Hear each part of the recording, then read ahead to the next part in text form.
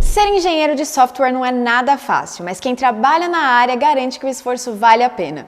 Por isso, vamos conversar com um ex-aluno do Inatel que trabalha como desenvolvedor de software em uma grande empresa.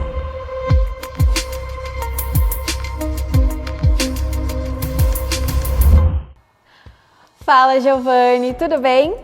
Então, vamos começar do princípio. Conta pra gente como você era na infância e na adolescência.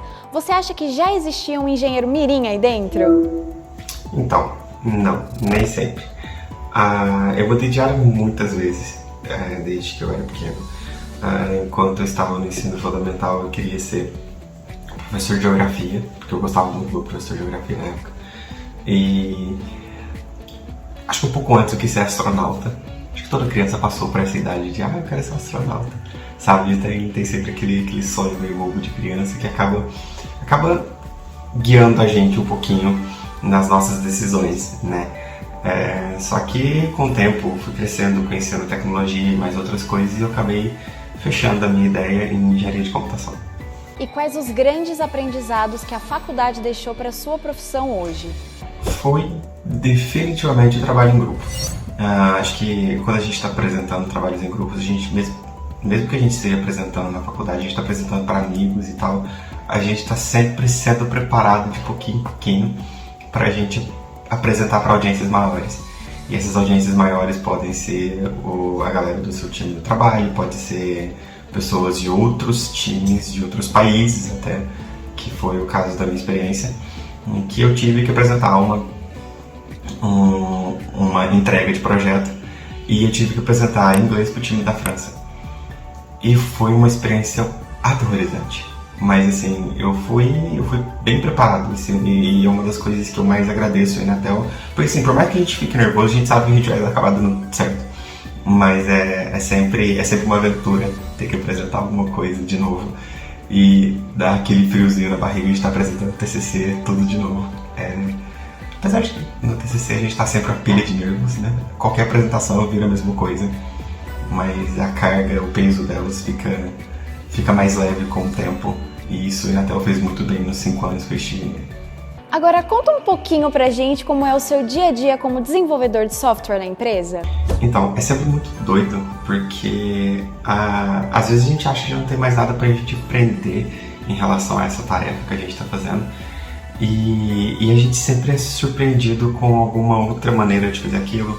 A gente sempre tem feedback da galera do time que mostra pra gente, tipo, tem tal abordagem, tem tal função, tem tal coisa que pode ser feita. E é sempre muito interessante que, tipo, a gente, sendo júnior, né, sendo uma pessoa iniciante na área, vamos colocar assim, às vezes a gente não tá ligado muito em todas as nuances da programação. E às vezes a gente pega com uma pessoa que está mais experiente, ela sempre está tipo, guiando a gente, né? E por ser júnior, a gente está sempre trabalhando no limite de tipo, meu Deus, isso não vai dar certo. E isso é bem divertido, é bem legal, bem desafiador. E hoje muito se fala que esse mercado está bem aquecido, né? Principalmente depois da chegada do trabalho remoto com a pandemia. O que você pode nos contar sobre essa realidade? Então, justamente eu tenho que contar que eu consegui um emprego. Aí, por causa desse superaquecimento, por causa do home office, né? Eu acredito que a gente nunca foi tão requisitado igual a gente está sendo agora, porque é exatamente por causa dessa infinidade de possibilidades, de projetos e tecnologias e mais um monte de coisa que tem surgido aí.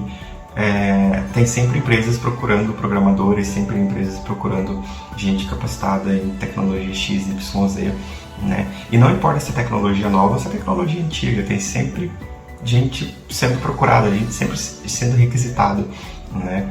E assim, tudo depende do projeto, tudo depende da empresa. Então eu acho que vale a pena conhecer um pouquinho de tudo, né? A gente ser aquele profissional em T, né?